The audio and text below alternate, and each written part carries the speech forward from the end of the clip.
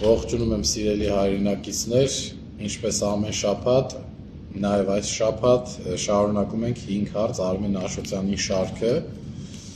Արմեն Աշոտյանը պատասխանել է լավագույն 5 հարցերին եւ ես հիմա հերթականությամբ կարդամ հարցերը եւ պատասխանները։ Հարց առաջին Facebook-յան օգտատեր Արտուշ Հարությունյան։ Արմեն ջան, հայոց պատմություն եզրույթը Նիկոլը ցանկանում է փոխել Հայաստանի պատմությունով։ Վտանգները պարզ են, բայց ավելի խորքային կբացատրես, որտեղ է սա ցանկանում մեզ դեմ տալ։ Արմեն Աշոտյանի պատասխանը։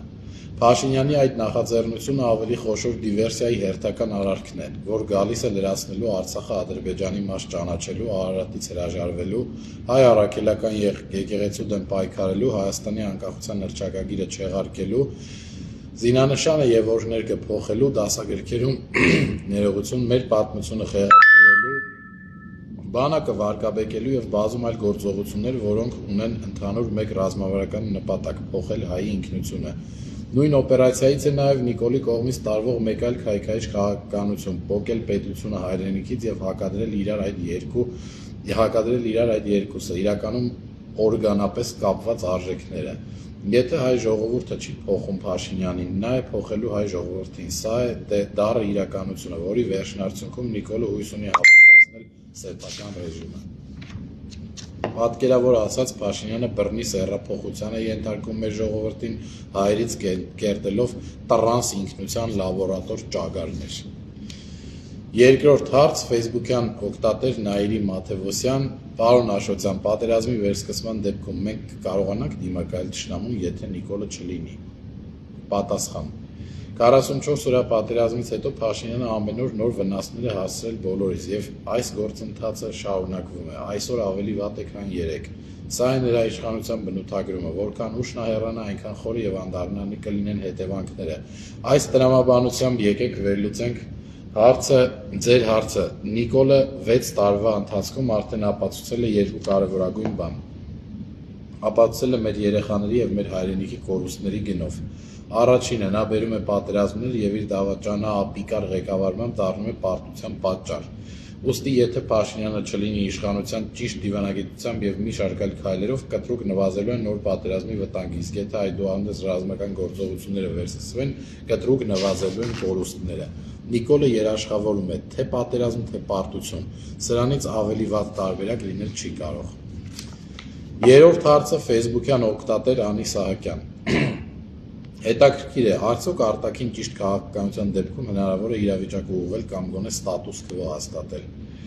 Հարց 3. Այս հարցի պատասխան երրորդ հարցին Արմեն Աշոտյանի կողմից։ Այս հարցի պատասխանի մի մասը հնչել է նախորդ հարցի պատասխանելիս։ Շարունակելով հնչած մոտեցումս ուղիղ պատասխան եմ, այո, հնարավոր է, բարդ է, դժվար է, աշխատատար է, ռեսուրսատար է, բայց այո, հնարավոր է։ Պարզապես մի բան պետք է ազնիվ ասեմ, մեր ճգնաժամը շարունակվում է, մեր վիճակը գնալով բարդանում է, մեր հնարավորությունների պատուհանը գնալով փակվում է։ Բժշկական անալոգիայով կրիտիկական վիճակում գտնվող հիվանդին առողջացնելու համար նախ եւ առաջ պետք է կայունացնել նրա վիճակը, վերականգնելով կենսական ֆունկցիաները, նոր անցնել բուժման։ Ահա ճիշտ այսպիսին է վիճակը Հայաստանի մասով։ Հարց 4. Գարեգին Մաթևոսյան։ Պարոն Աշոտյան, ձեր կարծիքով բողոքի ակցիաները երբ կվերսկսվեն, բայց խնդրում եմ մաքսիմալ հստակ պատասխանել։ Հայցում եմ ձեր ներողամտությունը, որ 8 ամիս կտրված լինելով ակտիվ քաղաքական կյանքից, թե ներքին, թե արտաքին, շատ ճշգրիտ եւ հստակ ասել չեմ կարող, թե երբ կվերսկսվեն բողոքի լայնածավալ ակցիաները։ Ասում եմ լայնածավալ, որովհետեւ մեր երկրում գրեթե ամեն շաբաթ տարբեր բողոքի ակցիաներ այդուհանդերձ տեղի են ունենում ձկնաբույծներ, ավտոներգրողներ, պատմության դասագրքի դեմ բողոքողներ, ուսուցիչներ եւ այլք։ Ես պատահական չթվարկեցի Փաշինյանի իշխանության այս կամ այն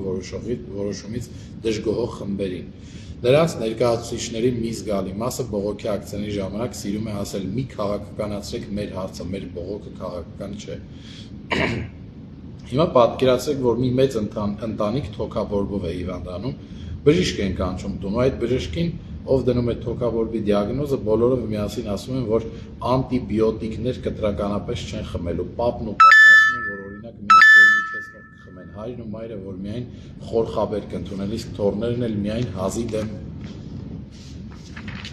տեղեր, ըստ ձեզ այդ ընտանիքից քանի հոգի կբուժվի, կապակինվի, կլավանա, ահա այսպիսին է չքաղաքականացնելու դառը գինը։ Նաև ցանկանում եմ ազնվորեն ընդգծել, որ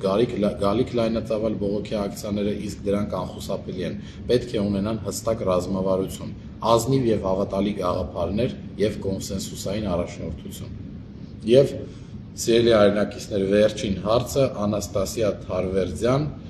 իշխանափոխությունն այս տարի հնարավոր է եւ եթե լինի եւ դուք գաք իշխանության, կպարզվի այսինչ մեզ արեց Նիկոլը։ Պատասխան Արմեն Աշոտյանի. Իշխանափոխությունը ոչ միայն հնարավոր է, այլև անհրաժեշտ։ Մի նայեք լայնածավալ ռեպրեսիաներին, նրանք Նիկոլի թուլության հետևանքներն են։ Մի նայեք իշխանավորների հանդգնությանը եւ լկտիություններին, դրանք Նիկոլի եւ նրա սպասարկողների անվստահության հետևանքն են։ Մի նայեք ձեզ շրջապատող հուսահատությանը։ Հուսահատությունը մեղք է, իսկ ցանկացած մեղք ապաշխարության եւ թողության կարիք ունի։ Ֆիզիկայից հայտնի է, որ էներգիան չի վերջանում եւ չի անհետանում, այլ փոխակերպվում է մի տեսակից մյուսին։ Հայ ժողովրդի ինքնասիրության, պատվախնդրության, արդարադատության էներգիան այսօր վխտում է տներում, խոհանոցներում, կոլեկտիվներում, ամենուրեք եւ պատեհ առիթով իր այսօրվա ծրված վիճակից կփոխակերպվի մի միասնական եւ վճռական բռունցքի։ Ինչ վերաբերվում է այս 6 տարվա մղձավանջի եւ ողբերգությունների մեղավորին պատժելուն, ապա կարող եմ երաշխավորել ձեզ իմ անհատական խոստումով. մեղադրյալներին արդարադատություն, մեղավորներին պատիժ, ժողովրդին վերականգնված համերաշխություն։ Առօրյա խոսույթում մենք հայերս սիրում ենք օգտագործել ցավը տանեմ արտահայտությունը, որը եթե չեմ սխալվում, միայն հայերենում կա։ Հիմա մեր երկիրն է այդպիսի վիճակում, որ իր ցավը տանողների կարիք ունի։ Փորձենք ազգովի ամեն օր աղոթքից առաջ կամ հետո մտքում կամ բարձրաձայն միայնակ կամ միասին, բայց մշտապես հավատալ եւ ի սրտե ասել. ցավը տանեմ Հայաստան, եւ կտեսնեք, թե ինչ էներգիա եւ ուժ եք ստանում սեփական ճակատագիրը տնօրինելու եւ հայրենիքի գահավիժումը կասեցնելու համար։ Հարգանքով Արմեն Աշոտյան, ՀՀԿ փոխնախագահ Նուբարաշեն ՀԿ։ Սիրելի հայրենակիցներ, այսքանն էին հարցերը եւ հաջորդաբար Արմեն Աշոտյանի պատասխանները։ Խնդրում եմ այս լայվը ակտիվ տարածեք, նոր հարցեր գրեք, նոր մտքեր հայտնեք, մի փոքր հարցերը ընդլայնեք ավելի, որովհետև արդեն հարցերը շատ են կրկնվում Արմեն Աշոտյանին, որպեսզի պարոն Աշոտյանի համար էլ հետաքրքիր լինի։ Կհանդիպենք հաջորդ շաբաթ, մաղթում եմ ձեզ բարի շաբաթ եւ կիրակի հանգստյան օրեր, ակտիվ եղեք, կհանդիպենք մյուս շաբաթ օրը ժամը 4-ին։ Հաջողություն։